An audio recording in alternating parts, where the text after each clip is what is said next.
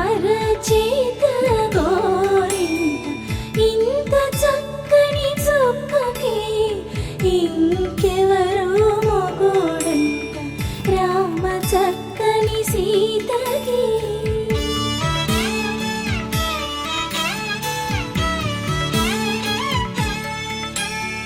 పుడతవి పునవేలు విడిచిన పుడమియల్లోడు రాముడే,